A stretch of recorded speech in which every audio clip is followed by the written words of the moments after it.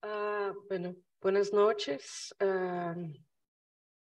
Agradezco a las jornadas de conservación, a la Facultad de Información y Comunicación de la Universidad de la República, a todo el equipo organizador y en especial a María Laura Rosas por la oportunidad de participar en este encuentro e intercambiar experiencias con amigos, colegas sudamericanos y el público. Mi presentación será en español porque creo que es el idioma de la mayoría de los presentes, pero lo leeré porque no lo hablo con fluidez. Perdón.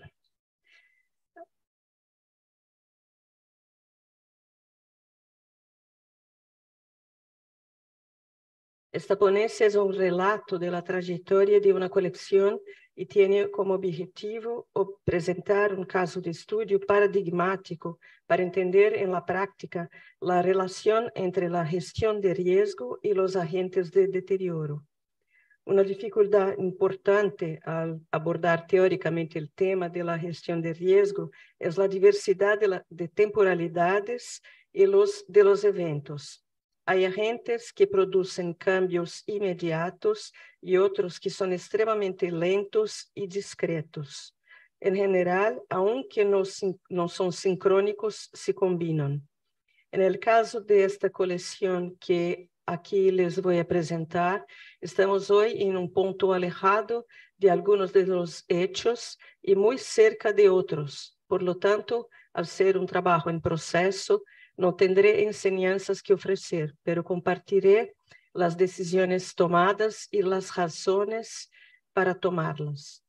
La colección en cuestión es objeto de un proyecto de preservación del patrimonio, proyecto Manuel Correia de Andrade, que coordeno en São Paulo, Brasil, junto con el conservador restaurador Leandro Melo, que no pudo estar presente.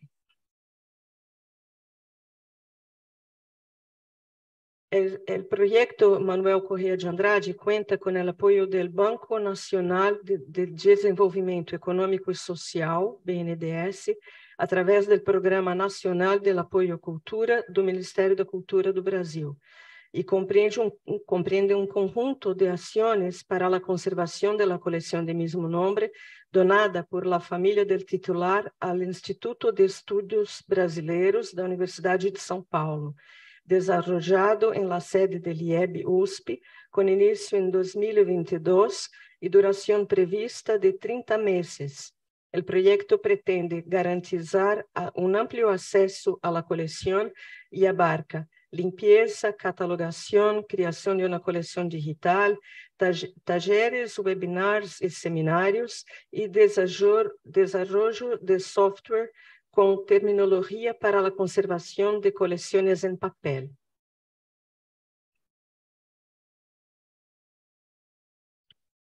La colección Manuel Correia de Andrade reúne cerca de 70.000 libros que pertenecieron al titular, incluyendo, además de su biblioteca, documentos personales, manuscritos e importante correspondencia con intelectuales que pensaron en la política y el desarrollo de Brasil, y documentos de las instituciones donde trabajó.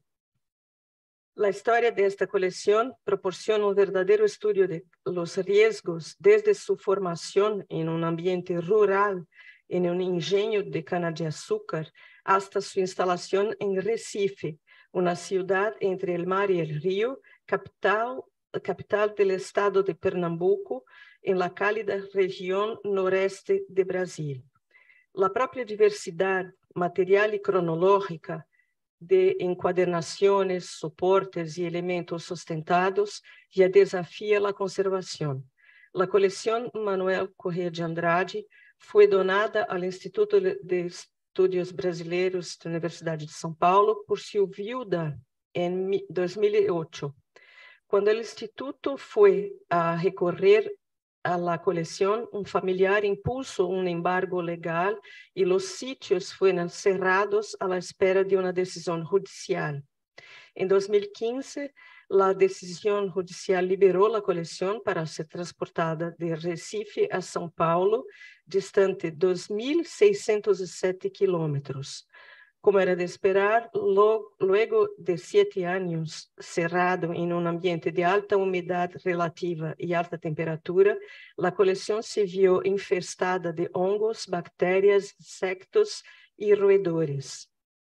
A pesar de toda la preparación previa, para una operación como esta, la selección de una empresa de transporte según criterios de seguridad e integridad, fue necesario capacitar el equipo de empaque. Los libros y documentos fueron empacados en bolsas de polietileno y luego colocados en cajas de cartón para ir directamente al IPEN, Instituto de Pesquisas Energéticas y Nucleares, donde serían sometidos a radiación ionizante para su desinfección.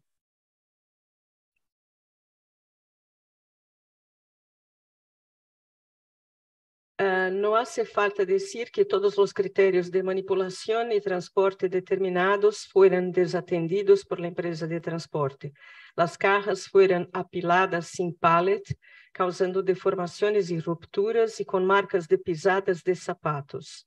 Todavía, en 2015, después de la irradiación, las cajas fueron una vez más trasladadas al IEB y permanecieron allí durante la finalización de las obras de construcción del edificio a la espera de su limpieza y catalogación para incorporación a la colección general. Durante 7 años, la colección permaneció en una área sin control de temperatura y humedad relativa. Como suele ser el caso en las instituciones de custodia, los recursos materiales y humanos son escasos y el tratamiento a esta escala solo puede ser financiado a través de un proyecto y llevado a cabo por un equipo externo.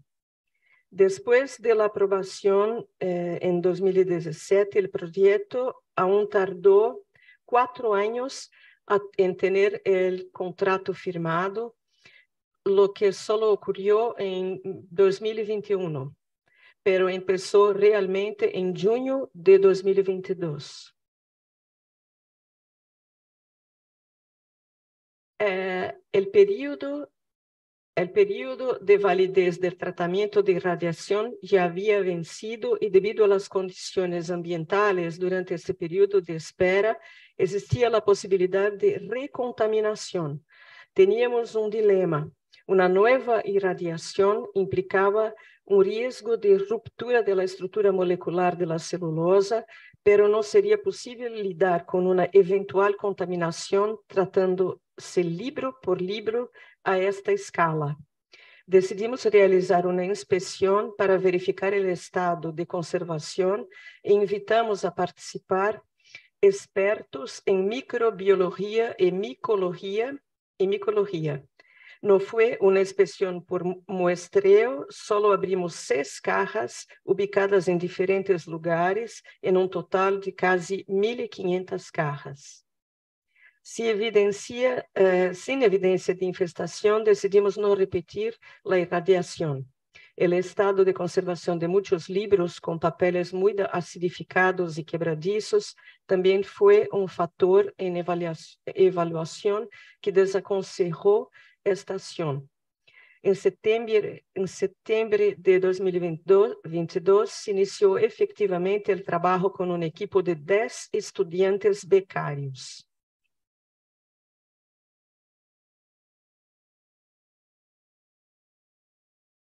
Sin embargo, se han identificado otros riesgos: fuga de agua en la tubería del sistema de combate a incendios, sprinklers y hidrantes, y la condensación del sistema de esfriamiento de aire en la sala de cuarentena y la presencia de algunos libros de una sustancia sospechosa de ser un pesticida de la familia de los organoclorados. Un hecho común en las bibliotecas de Brasil. En el primer caso, decidimos apagar el equipo de aire acondicionado donde estaba la fuga y mover las cajas sobre pallets que estaban debajo de la tubería de agua, además de cubrirlas con una manta plástica. En el segundo caso, decidimos separar y empacar los libros con la presencia de la sustancia y contratar a una empresa de análisis químico para identificar y establecer si hay toxicidad. Este es un tema muy sensible porque impacta en el eventual establecimiento de un riesgo para la salud y la consiguiente adopción de medidas específicas de bioseguridad en el trabajo.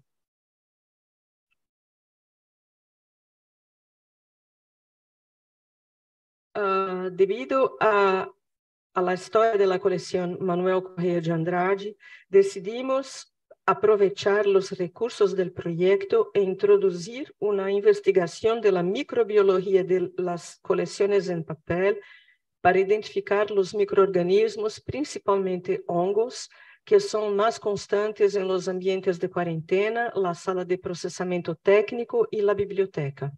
Se contrató a una empresa de microbiología para recolectar muestras de los libros y el aire. La colección Manuel Correa de Andrade estuvo expuesta a diversos agentes de deterioro: alta temperatura, alta humedad relativa, plagas, fuerzas físicas, aguas, contaminantes químicos y radiación. El informe que aquí se presenta describe una cadena de acciones de mitigación de daños, evidentemente mucho más complejas y costosas que las acciones preventivas. Y esta es la primera conclusión. La gestión de riesgos es una construcción, requiere un trabajo de prospección y proyección, lo que, siendo teórico y colectivo, quizás explique la resistencia de las instituciones a hacerlo. Desde el inicio del proyecto, Leandro Melo ha estado desarrollando un plan de gestión de riesgo para la colección con el equipo de becarios.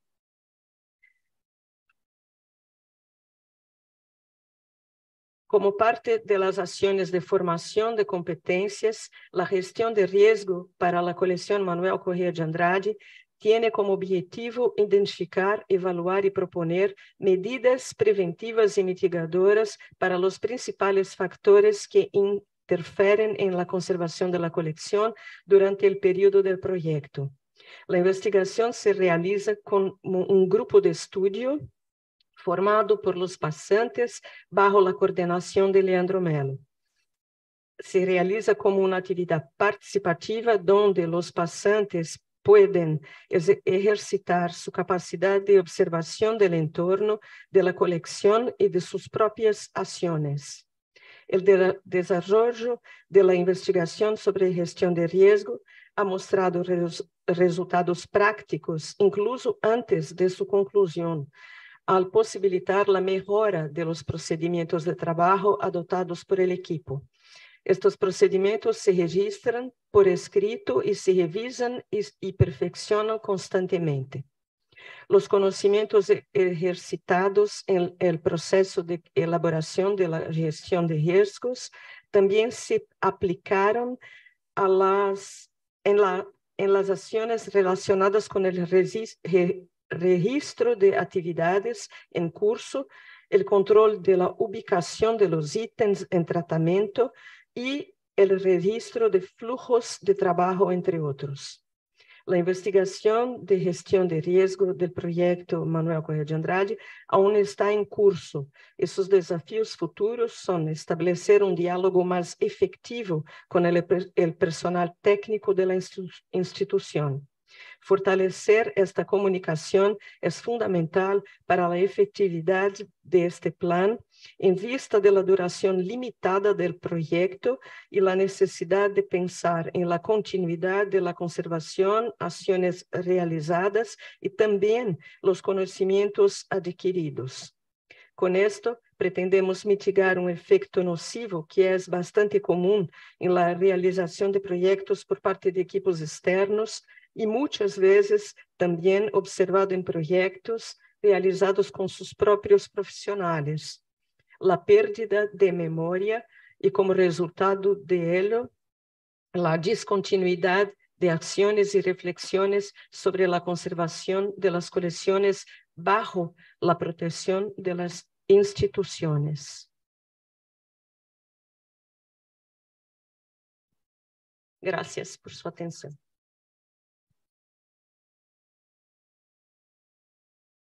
Muito obrigado, Caetana, por la presentación. Tenemos preguntas, tenemos algunas preguntas del canal, justamente para ti, Caetana. ¿Qué motivó la elección del tipo de desinfección de la colección? Bueno, la irradiación es un tema controverso. Creo que no es una práctica común en todo el mundo. Lo que motivó es la escala. Era una colección monstruosa, 70.000 libros y más 9.000 documentos, y no teníamos cómo hacer un tratamiento durante un tiempo razoável sin contar con la irradiación. La irradiación es muy rápida, efectiva y resuelve la cuestión de la contaminación, pero no esteriliza. Claro. Eso es lo problema. Muchas gracias. Esta pregunta la hizo Alejandro Tati por el canal. Felicitan por la presentación. Pasaremos ahora a presentar la conferencia magistral de cierre de estas cuartas jornadas de gestión de conservación preventiva y gestión de riesgo, Uruguay 2023.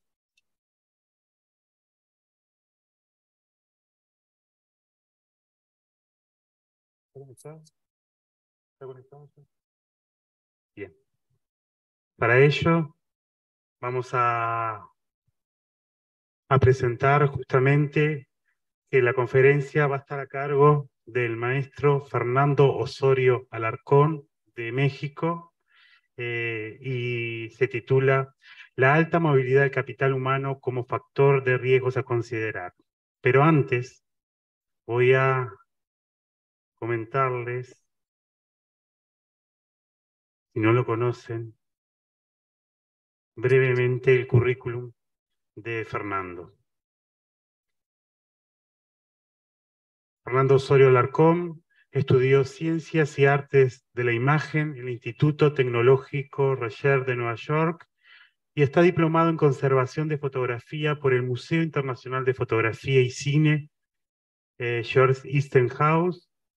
Desde hace 45 años trabaja en la conservación de imágenes fílmicas, fotografía y materiales audiovisuales. Fue profesor titular del Seminario Taller de Conservación Fotográfica por 11 años en la Escuela Nacional de Conservación, Restauración y Museografía del Instituto Nacional de Antropología e Historia. Participó en el diseño y fundación de importantes fototecas mexicanas. Es miembro del Subcomité de Preservación del Programa Memoria del Mundo de UNESCO, coordinador del proyecto del Observatorio de Patrimonio Fotográfico Mexicano y presidente del directorio de la Asociación Amigos del Patrimonio Documental de México. Desde el año 2018 gestiona el programa de educación para la conservación del patrimonio fotográfico y audiovisual y además coordina el Centro de Formación en Conservación del Patrimonio Fotográfico para el Centro de Fotografía de Montevideo. Y además la edición del mismo programa para México, el Caribe y Centroamérica. Forma parte del claustro académico de los posgrados en Gestión, Preservación y Difusión de Archivos Fotográficos y en el de Gestión de Documentos Audiovisuales y Sonoros de la Universidad Autónoma de Barcelona en Cataluña. Es un placer, es un honor escuchar a Fernando y te damos la bienvenida desde Uruguay y te damos la palabra, Fernando. Muchísimas gracias por invitarme. Es un honor para mí poder dar esta conferencia de cierre en estas jornadas, en estas cuartas jornadas de la conservación. Y con el tema que hemos estado escuchando en estos días sobre la gestión de riesgos. Quiero agradecer a Alejandra Gamas, a María Laura Rosas y a todos los miembros del equipo de la Facultad de Comunicación y de la Información de la Universidad de la República por invitarme y tenerme este honor de dirigirme a ustedes. Es la última sesión y voy a ser muy enfático y muy sintético porque sé que ya muchos de ustedes tienen una jornada que iniciaron desde hace ya unas horas. Voy a compartir mi pantalla, me van a permitir un momentito mientras lo hago, sí, porque tengo que hacer algunos ajustes en mi iPad. Permítanme un momento y ahora déjenme ver cómo duplico mi pantalla y ustedes deben estar viendo mi pantalla ahora, ¿cierto? ¿Es cierto que ven mi pantalla? Aún no. A ¿No? ver. Déjenme entonces regresar. ¿Ahora? ¿Todavía no? No se visualiza. Bueno, A ver si te permite. no, yo creo que es una cuestión de protocolo, permítame. Déjenme dejar compartir. Ahí sí se está Ahí sí, compartiendo. ¿verdad? Sí, ¿verdad? Ok. Sí, Sí, ahora creo que ya estamos viendo mi pantalla, ¿no? sí. Muy bien.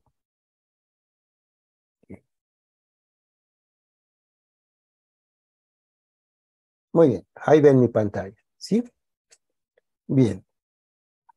Yo he titulado mi conferencia La alta movilidad del capital humano como un factor de riesgo a considerar. Voy a explicar este título rápidamente. ¿A qué me refiero con alta movilidad? Bueno, a que el capital humano que gestiona las colecciones de patrimonio documental se mueve muy rápido. Es decir, se mueve dentro de los archivos, dentro de puestos, dentro de proyectos, y creo que ese es un factor de riesgo a considerar dentro de un plan de riesgos, de gestión de riesgos.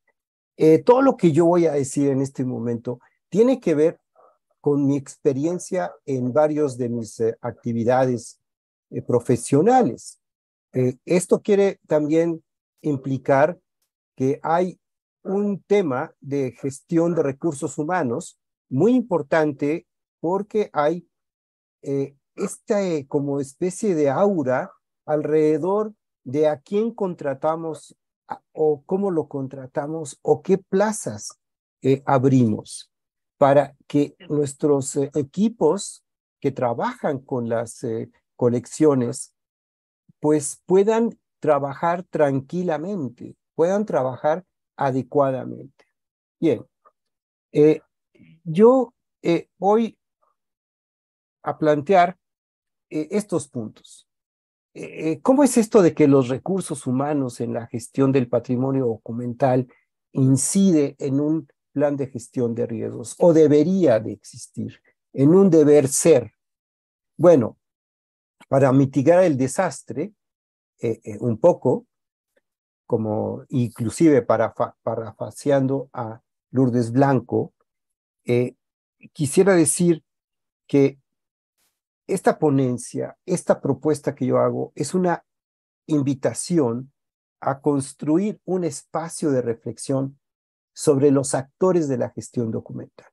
No solamente sobre los archivólogos o los bibliotecólogos o los museólogos o los conservadores o los restauradores, sino también otros actores que intervienen como las ciencias de la información o los ingenieros en sistemas o los ingenieros de mantenimiento de la planta física de la agencia que resguarda el patrimonio. Pensar detenidamente en la formación y educación continua de nuevos saberes, de cuadros, de equipos, de gestores de patrimonio documental, ante la incorporación de nuevos soportes documentales, analógicos y electrónicos. Y tendría yo que decir también de tecnologías, dispositivos y aplicaciones que estamos constantemente resolviendo. Incidir en las estrategias que brinden oportunidades formales y no formales, es decir, en nuestros planes de estudio curriculares y en nuestros planes de estudio de educación continua para atender oportunamente el control físico, el control intelectual y el acceso a fondos y colecciones, sobre todo de nuevos soportes, de nuevas tecnologías. Analizar y discutir hacia adentro de las instancias educativas con especial énfasis en nivel superior. Esta responsabilidad de mantener un ancho amplio y ancho de banda para prevenir un descalabro en el perfil de gestor como en el mercado laboral. Es decir, tanto qué perfil queremos construir, qué perfil requerimos para desempeñar nuestras funciones dentro de las instituciones, pero también cómo vamos a abrir esos perfiles al mercado o cómo abrimos el mercado a esos perfiles. Bien. Mi propuesta incluye que las escuelas, las facultades de comunicación y ciencias de la información, además de otras facultades como la de historia, por ejemplo, accionen y reaccionen dispositivos en un entretejido sociopolítico y cultural que atañen a estos perfiles profesionales. Con la clara tendencia de exteriorizar la problemática que implica la conservación y preservación de la memoria documental en términos integrales y en términos generales. Señalar que la formación de un especialista implica una inversión personal, o sea, el especialista invierte en su perfil profesional, una inversión fiscal, si trabaja para una entidad pública o para una entidad privada, y social también, que demanda no solo los recursos para cubrir sueldos y salarios, sino también los recursos necesarios para ejecutar sus tareas en tiempo y forma. Estamos certeros de que, y estamos de acuerdo en que la conservación y la gestión del patrimonio documental no la hacen las máquinas, no es una cuestión de fierros, es decir, es una cuestión de gente, de personal. Si no lo va a hacer la inteligencia artificial porque ni es inteligencia ni es artificial. Entonces, señalar que la formación de un especialista implica una inversión personal, física y social ha quedado claro. Y también incluir en este marco de análisis que los sueldos y salarios no son competitivos, es decir, si no son competitivos, habrá deserción y esa es una inversión que se pierde cuando hay deserción, se disuelve, ¿no? Todo lo que hemos puesto en una persona cuando se va, cuando deja un puesto, ese valor agregado que es el conocimiento que ese gestor acumula al trabajar un fondo o una colección, así como su procesamiento físico-intelectual, lo perdemos. Finalmente, implementar estrategias y programas para proteger la salud de estos gestores. No solo la salud laboral, como lo hemos visto, que podemos estar expuestos en fondos históricos que han sido de manera irresponsable abandonados, o cuando vamos a rescatar alguna biblioteca abandonada o algún depósito de películas, sino también la protección ante emergencias sanitarias como la que aún padecemos de COVID, ¿sí? Bueno, yo quiero mostrar acá, en esta invitación a construir un espacio de reflexión sobre los actores de la gestión documental. Desde los años 80 nosotros empezamos a formar diferentes equipos de personas 30, 40 personas trabajando en su formación, estudiando. Por ejemplo, en esta imagen que ustedes ven aquí en blanco y negro, pues les puedo decir, por ejemplo, para ilustrar este punto, ¿quiénes empezaron a interesar en la conservación de la fotografía? Bueno, este señor que está acá, José Luis Neira, pues era el presidente del Consejo Mexicano de Fotografía, ¿sí? Y este señor que está acá de lentes, a lo mejor debo cambiar el color de mi plumón para que sea rojo y entonces lo podamos ver mejor. Este señor, Eliezer, era el director de la Fototeca Nacional. Y si nosotros quitamos ese círculo y vemos aquí, ese señor es Valdemaro Concha, el director de la Fototeca Pedro Guerra en la ciudad de Mérida, una de las pocas fototecas en América Latina que congela sus negativos, o que empezó a congelar sus negativos hace aproximadamente 10 años. Pero así como hay conservadores, pues había científicos, Luis Raúl Berriel, Jorge Ibarra, o Eliezer Jara. Entonces, nosotros podemos empezar en esta historiografía de la conservación, de la formación de cuadros en conservación de soportes, digamos, no tradicionales, sino soportes de la imagen, aunque sean analógicos. En 1980 era algo novedoso. Sí, bueno, pues aquí tenemos, por ejemplo, a Grant Romer, ¿sí? Que tenía en esa época, déjenme limpiar mi pantalla para que no se nos, que tenía en aquella época 45 años y que empezó a enseñar fotografía desde los años 80 a la conservación de la fotografía. Volvemos a ver a José Luis, ¿sí? El presidente del Consejo Mexicano de Fotografía. Estos personajes que tenían que incidir directamente, ¿sí?, en la toma de decisiones. Así podemos pasar por otras experiencias de formación, donde había que construir perfiles que venían de múltiples disciplinas, como este equipo que hizo el diagnóstico de la colección de noticieros el noticiero panamericano en Buenos Aires, en la Biblioteca Nacional, ¿sí? O la gestión de riesgos.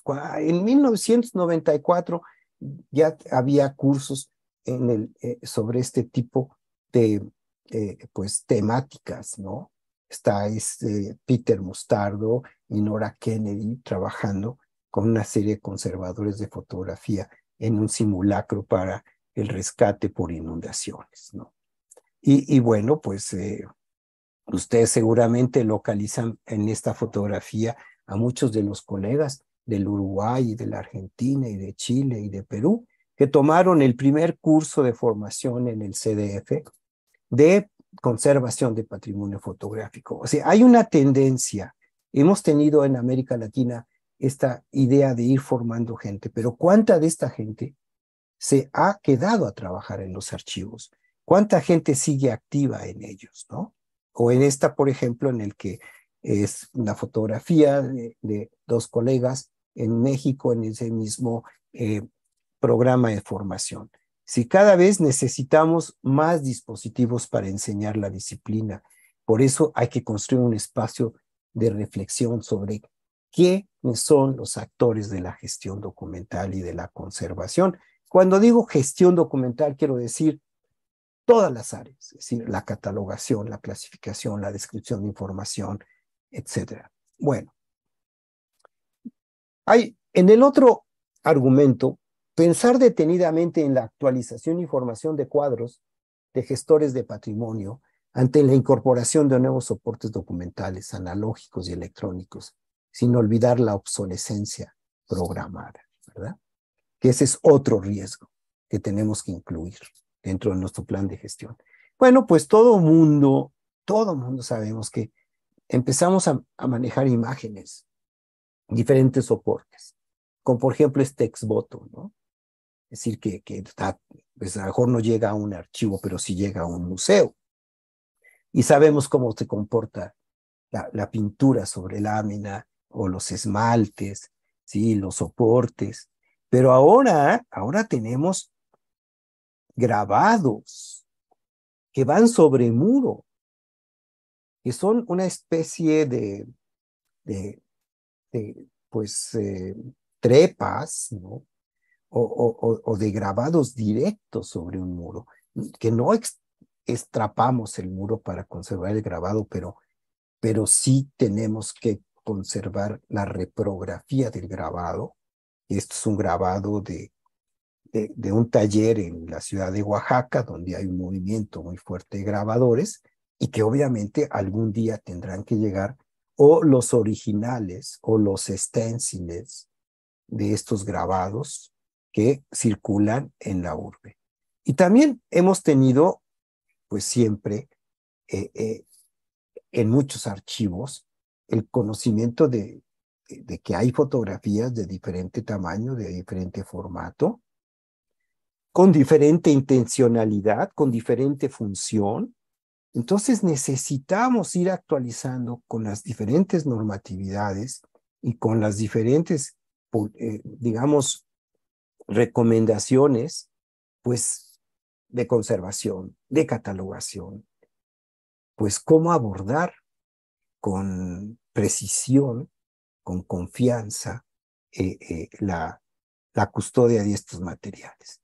Bueno, pues, el gran coco, el gran fantasma de la conservación preventiva, que es realmente a lo que nos dedicamos, a conservar la memoria, pues es la hidrólisis, la debilidad de los soportes, ¿sí? Ya vimos hace un momento cómo un proceso de ionización puede ser a la larga un problema para las fibras de los soportes, ¿no? Pero también de repente nos encontramos que en nuestros museos, en nuestras bibliotecas, aparecen objetos tridimensionales como las fotoesculturas y tenemos que saber cómo tratarlas y tenemos que enseñarle a nuestros colegas cómo vamos a tratar este material, cómo vamos a conservarlo, cómo vamos a estabilizarlo. Bueno, está por demás hablar de soportes como los discos fonográficos, ¿sí? O estas miniaturas que, comparación con un disco de 78 revoluciones por minuto de pasta, son endebles, ¿sí? Son sistemas que nunca fueron pensados para hacer archivo. Y bueno, y tenemos que conocer si realmente limpiamos bien para antes de digitalizar, si realmente no estamos digitalizando polvo que se convierte en ruido, y para eso necesitamos microscopios que nos ayuden a hacer este trabajo, pero también necesitamos saber cómo manejar un microscopio. Lo mismo sucede actualmente en muchos archivos cuando nosotros estamos recibiendo materiales de acervos familiares, de películas en Super 8 milímetros o en 8 milímetros, o la miniaturización, la tendencia del investigador que tiene en su gabinete, en su cubículo, una serie de diferentes formatos, de diferentes dispositivos, y estos dispositivos pues cada vez son más chiquitos y condensan más la información y tenemos que saber, o estamos obligados a saber, qué es lo que tenemos que hacer con ellos, ¿no? Bueno, pues esto de pensar detenidamente en la actualización, pues implica extender, hacer un campo extendido de saberes, ¿sí? Para poder compartirlos, ¿no? Lo mismo podemos pensar en los diferentes formatos y sus evoluciones. Ustedes recuerden que toda la industria fotográfica, la industria audiovisual y digital está basada en secretos industriales. En el siglo XIX, por ejemplo, En el caso de la estereoscopía, pues todo el mundo sabía hacer estereoscópicas, todo el mundo sabía cómo funcionaba la estereoscópica. El dispositivo para verlas, el visor, tenía ciertos secretos, pero no eran tan secretos, ¿sí? No eran tan ocultos. Había manuales, pero cuando llega el siglo XX y se industrializa como en el Viewmaster, pues tenemos que empezar a investigar cómo es que ese disco con estos cuadritos, qué formato tienen, de qué proceso es, porque ahora es un referente no solamente de la cultura de entretenimiento, sino de la cultura visual. Nuestros países, nuestras culturas en América Latina, pues están basadas, su identidad está basada en la imagen. Bueno, actualmente nuestros gestores, no solamente los conservadores o los restauradores o los museólogos, todos tenemos que saber lo suficiente sobre la acidificación de los soportes y cómo medirla.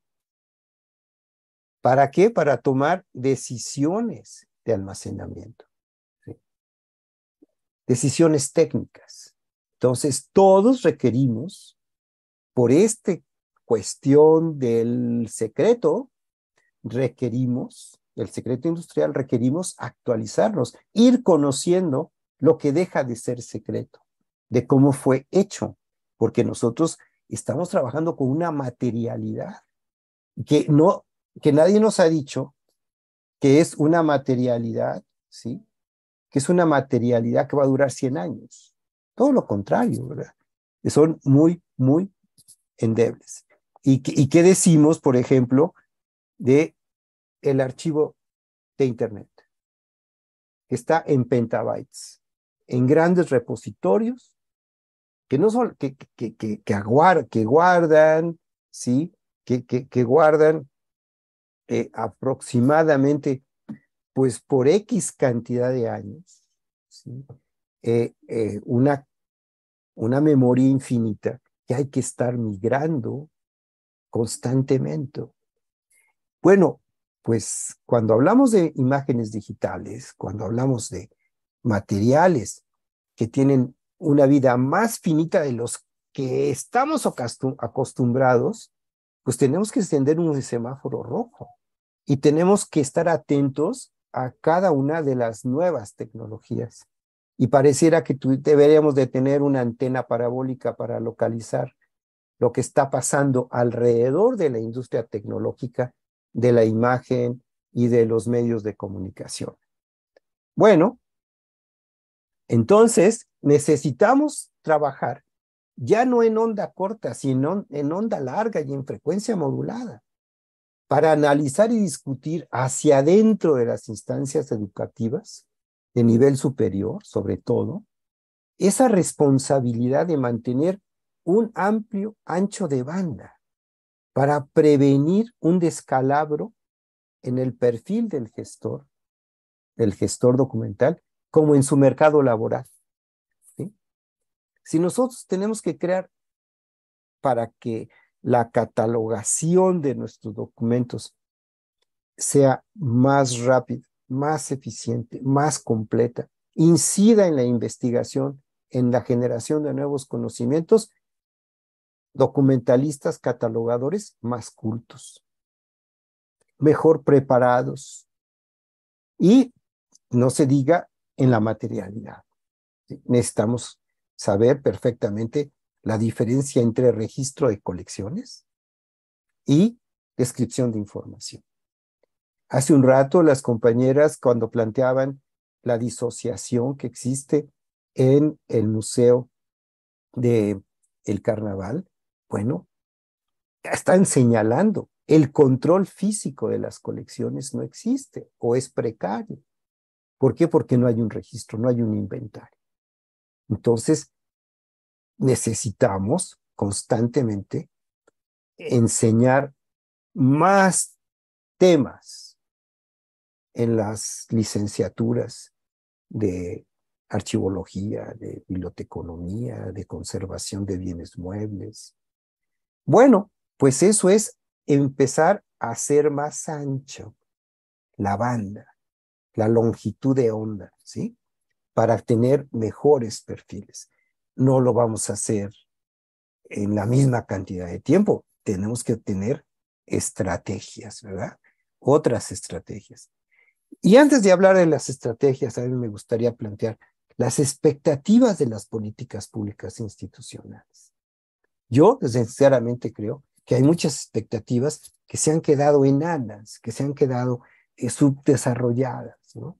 ¿Por qué? Porque no hay suficiente dinero, porque hay que cumplir con una política de austeridad, por ejemplo, o de los problemas que tienen las economías en nuestros países.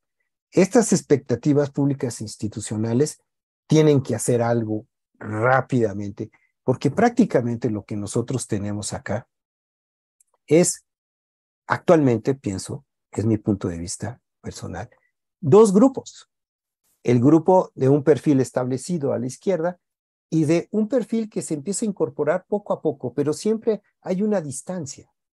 Es decir, como que no se incorporan los conservadores bien de materiales fílmicos a las bibliotecas, o los centros de documentación o las bibliotecas no dejan de incorporar perfectamente bien los materiales audiovisuales. Nosotros en la conservación de materiales audiovisuales nunca hemos dicho los materiales no audiovisuales. Decimos los materiales audiovisuales y los materiales libro. Es decir, como que hemos tenido una política muchísimo más, una actitud más englobada, todos los soportes de la memoria.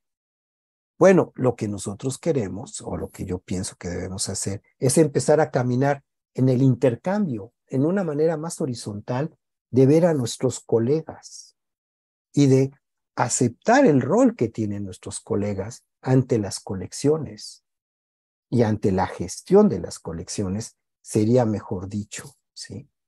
A tal punto que tengamos líneas, tengamos más y mejor alineado al personal, tendiendo a una horizontalidad en los perfiles, en la toma de decisiones. A mí me gustaría ver más conservadores en la dirección de los archivos. Me gustaría ver un conservador como director de una biblioteca nacional, o de una hemeroteca nacional, o de un museo de historia. Me gustaría ver que en la junta, en la mesa donde hay las juntas del staff directivo, están los conservadores, los restauradores, los bibliotecólogos, los expertos en catalogación. Menos piramidal y más horizontal. Bueno, porque esa es una manera de ir apoyando, ¿sí? Y incidir en las estrategias que brinden. Ahora sí, ¿qué estrategias tenemos que tener? Tanto formales como no formales, académicas y educación continua, para atender oportunamente el control físico, el control intelectual y el acceso a fondos y colecciones, sobre todo de nuevos soportes, ¿sí? Bueno, yo aquí, por ejemplo, pienso que estamos ya así, en este momento, en un campo, en una cancha de traspaso generacional. Es decir, hay en las cinematecas, por ponerles un ejemplo, tenemos que las personas que empezaron a trabajar en las cinematecas en América Latina en los años 70, en los años 80, pues ahora ya no trabajan ahí. Se han llevado ese conocimiento y pocos lo han dejado. ¿De dónde venían esas personas? Del cineclubismo, pero también de la industria cinematográfica. Eran cinematografistas. ¿Qué pasa con las fonotecas? ¿Quiénes son las personas que se incorporaron a las fonotecas? Los técnicos de la radiodifusión, los ingenieros de sonido. Y esas personas que iniciaron estas instituciones en los años 80 y 90, pues ahora están están retirando. Entonces hay que planear, eso también es otro riesgo. ¿Cómo vamos a planear el traspaso generacional de información? Y bueno, ¿cómo?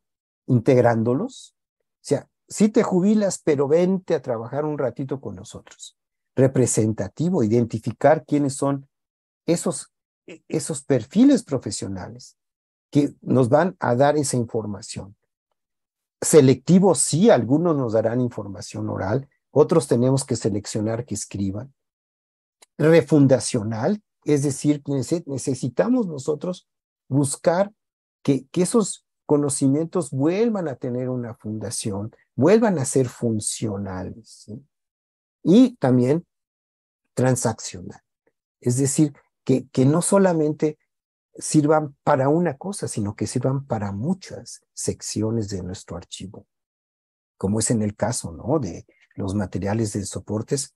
Bueno, pues es muy de soportes audiovisuales y fotográficos. Bueno, hay una cantidad de términos que necesitamos ir ordenando, necesitamos ir puliendo en glosarios y tesauros sobre procesos fotográficos, sobre terminología. Los archivólogos, los bibliotecarios saben muy bien de esto.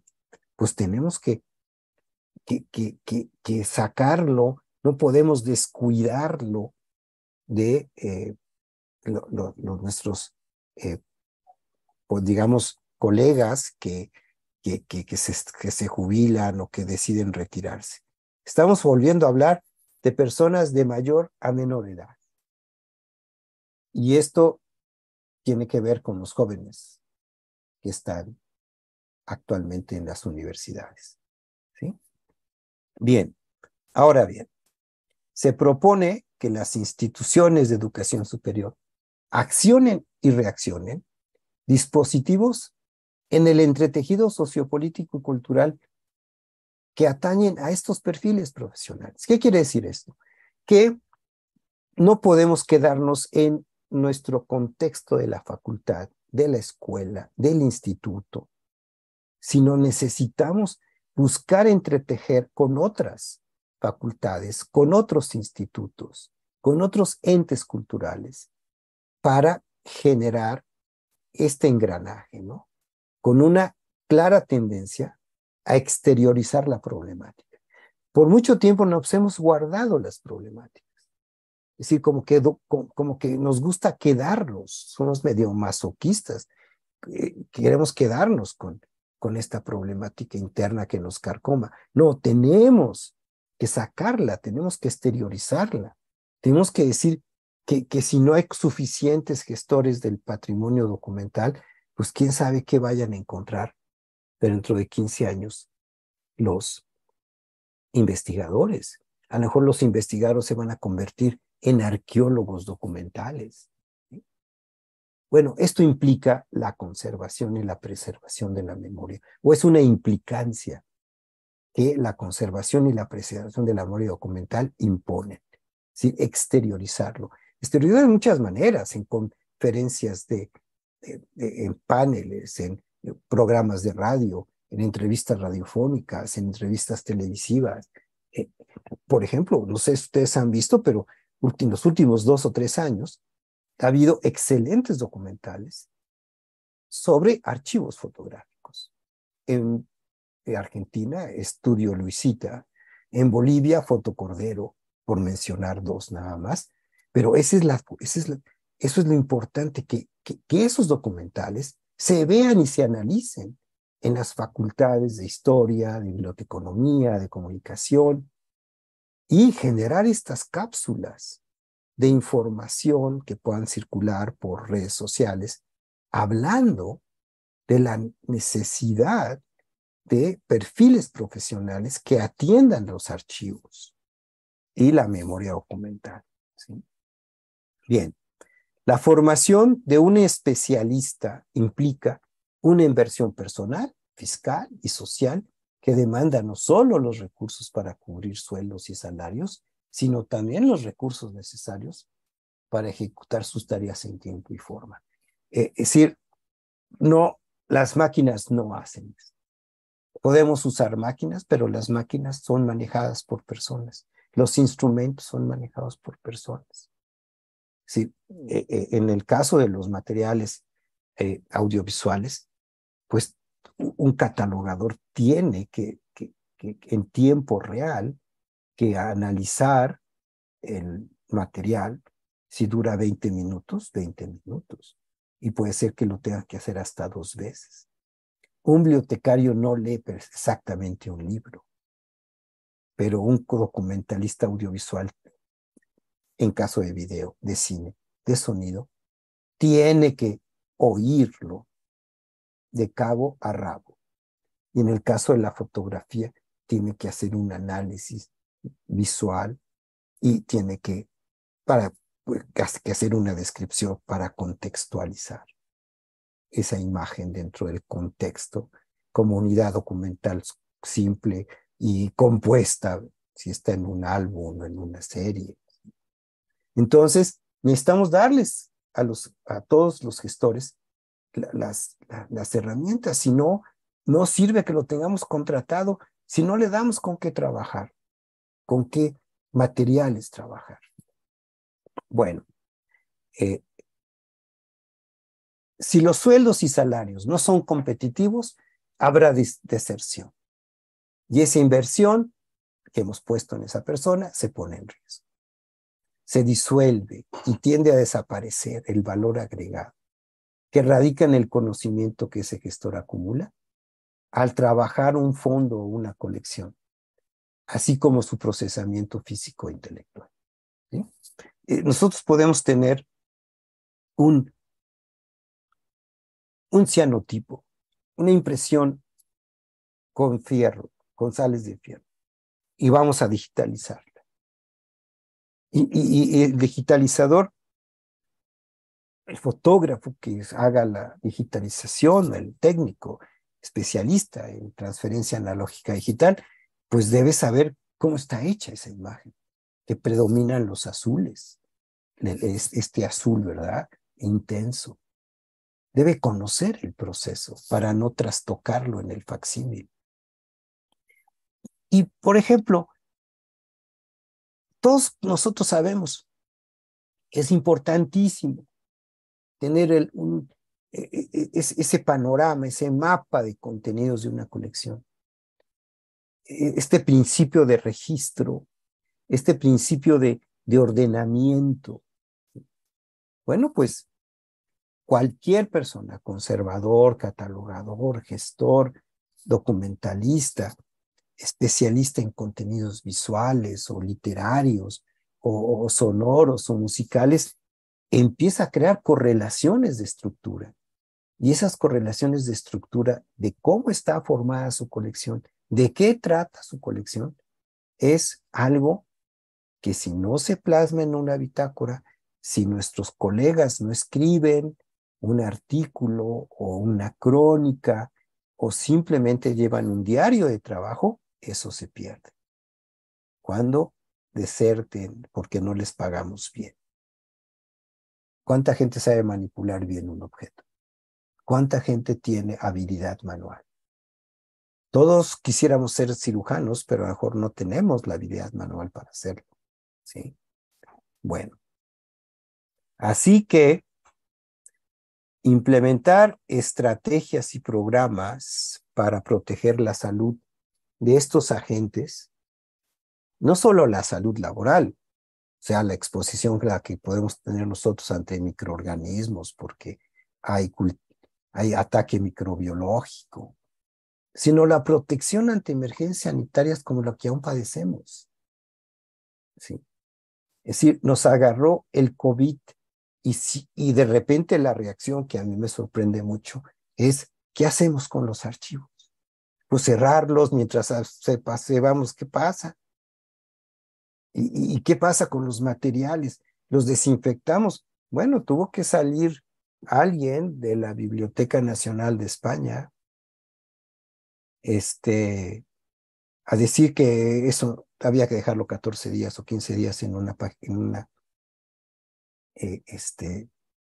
recipiente plástico. ¿Por qué? Porque lo más importante era las personas. ¿Sí? Así que ya sea en las recomendaciones de Memoria del Mundo o en lo ya citado por nuestras compañeras, lo de la gestión de riesgo del ICOM, ¿sí? Pero también nosotros tenemos que saber educar, o tenemos que educar a nuestros gestores ante toda la problemática de la gestión de riesgos, como lo dijo el colega que nos precedió esta tarde, ¿sí? Tenemos que sensibilizar a otros agentes. ¿Por qué no pensar en una brigada de patrimonio documental dentro de los bomberos o dentro de los grupos de rescate y atención a protección civil? Bueno, muy bien. Pues, como ustedes ven, para finalizar, una conclusión es que esto es como una cebolla.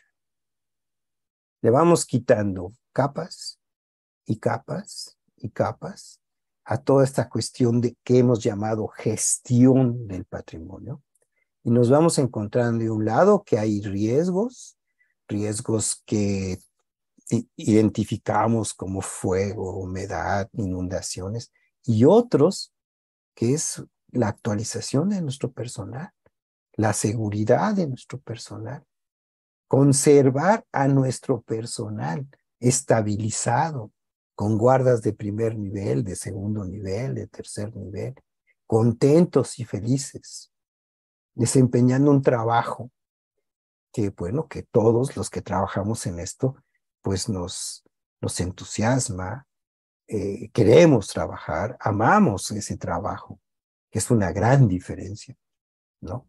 Que me imagino que hay gente que no le gusta su trabajo, pero nosotros podemos elegir si nos gusta, pero queremos sentirnos bien remunerados, quisiéramos tener los recursos necesarios para asistir a cursos en el país, fuera del país, ¿no? Así que yo por eso pienso que la movilidad, ¿cómo se mueve? ¿No? ¿Cómo transita el gestor de patrimonio documental? Llámese archivólogo, bibliotecario, museógrafo, museólogo, conservador, restaurador, analista, documentador. ¿Cómo se mueve? Tenemos que incluir eso como un factor de riesgo. Tenemos que crear estos espacios de construcción. Bueno, esto es lo que yo quería compartir con ustedes, y esto es lo que me mueve después de 40 y pico de años trabajando en esto. Muchísimas gracias por su atención, y dejo entonces el micrófono a nuestro moderador, y muchísimas gracias. Muchísimas gracias, Fernando, por la excelente exposición que cierra todas estas 3 jornadas que hemos tenido de este evento, que son las 4.ª Jornadas Nacionales de Conservación Preventiva y Gestión de Riesgo. Y para justamente finalizar, aparte de comentarte que por el canal de YouTube hay varios comentarios que felicitan por tu exposición, por lo interesante de esta conferencia de cierre, y agradecerte especialmente por tomarte el tiempo de compartir con nosotros toda esta sabiduría y experiencias. Muchas gracias a ustedes. Le damos un fuerte abrazo a Fernando. Muchas gracias, un gusto. Y para finalizar, invitamos a la profesora María Laura Rosa a subir, y a los demás integrantes del equipo. Sí.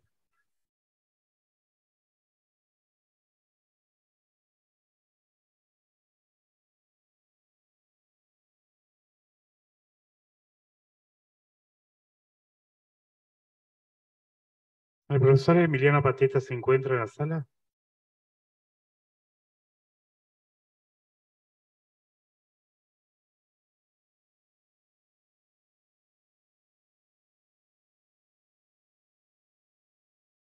La vamos a hacer cortita.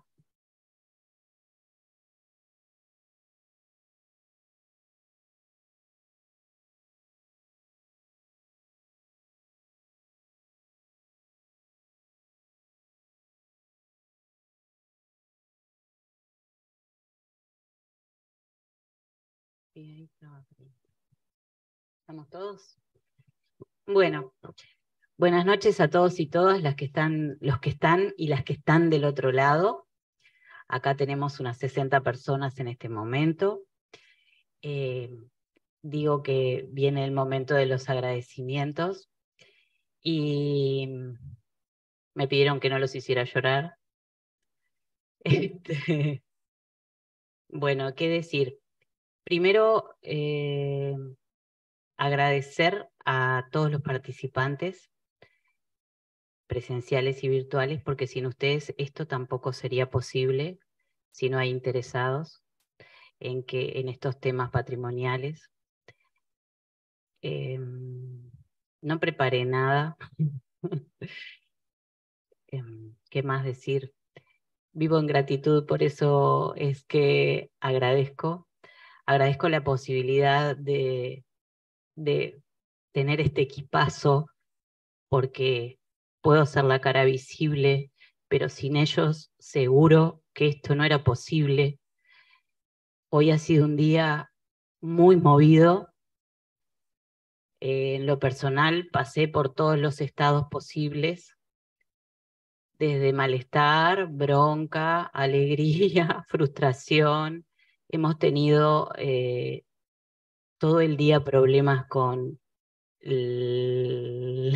la internet, el streaming, el Zoom.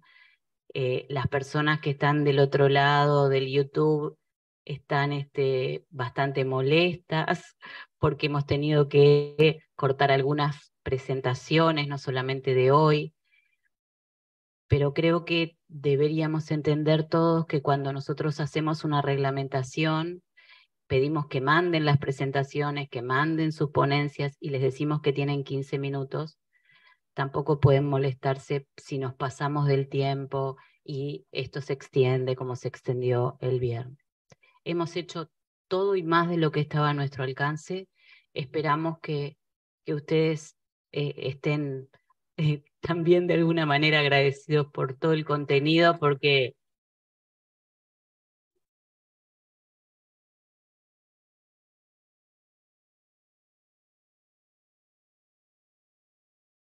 creo que las exposiciones, ahora antes de darle la palabra, porque ellos no saben, pero yo quiero que hable cada uno, quiero mencionar que realmente las exposiciones de estos 3 días han sido espectaculares. Yo creo que todos han puesto toda su experiencia sobre la mesa, y me gustaría poder hacer una publicación física realmente de todo esto. Vamos a hacer una publicación digital y las vamos las vamos a subir igual que las otras ponencias anteriores, y bueno, y van a seguir en YouTube. Es decir, que se queden tranquilos los que no pudieron exponer todo, los que no pudieron escuchar todo, porque además de estar en YouTube de la asociación, vamos a hacer esa publicación digital, y bueno, si tuviéramos oportunidad, sería bueno también hacer una publicación en soporte papel. Y nada, les voy a dar la palabra a ellos y a ellas. Empieza Emiliano, que estás ahí, o empieza el que quiera. Bueno, buenas noches. Muchas gracias, adhiero a las palabras de María Laura. Gracias por estar, por acompañarnos y bueno, también sobre todo por tenernos paciencia. Yo tengo una frase que es, bueno, se da el 100%, se hace lo que se puede con las herramientas que se tiene. Le pedimos disculpas si en algún momento, bueno, sucedieron problemas técnicos que por ahí ya no son cosas que escapan a nosotros. Sepan entender, intentamos hacerlo mejor por ustedes y para ustedes. Así que bueno, simplemente agradecerles y nos veremos en 2 años, si Dios quiere. Así que esa es la palabra, Alejandro.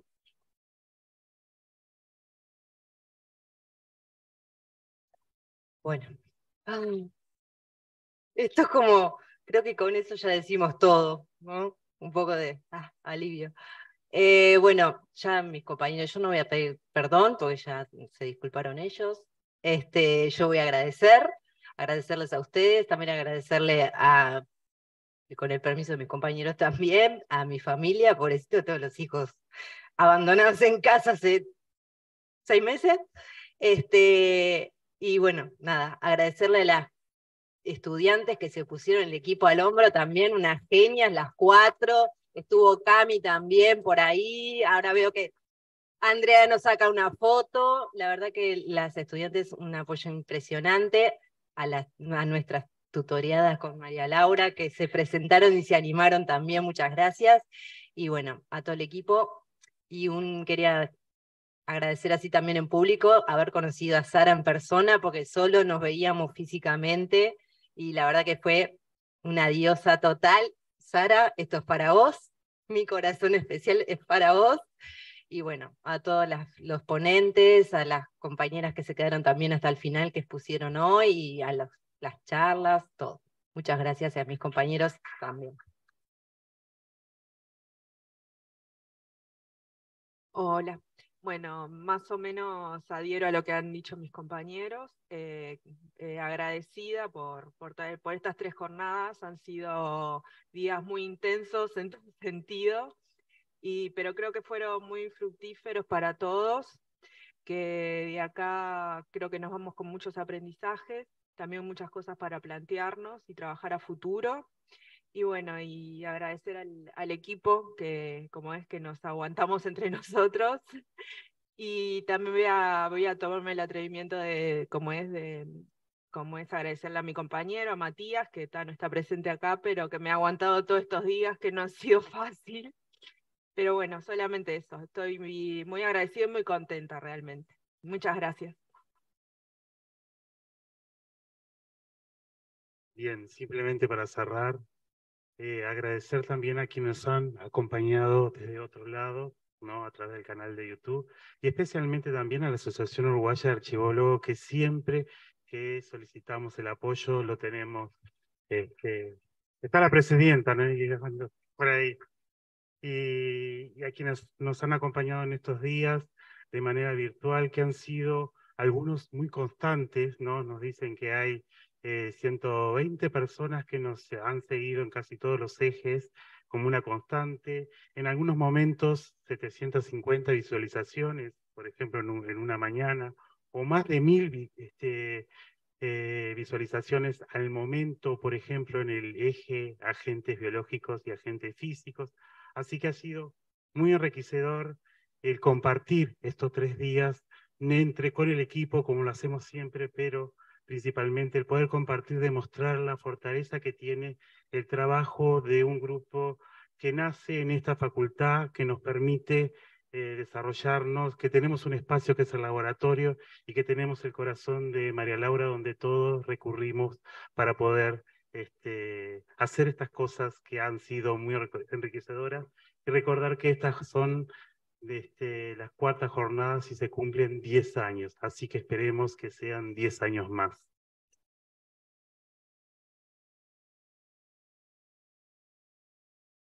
Ahora los vamos a invitar a un brindis en el portal Rabú, con patrimonio inmaterial incluido, pero antes los quiero invitar a que se acerquen todos acá abajo, y de pronto Andrea nos puede sacar una foto a todos los que estamos presentes. ¿Les parece? Gracias a todos.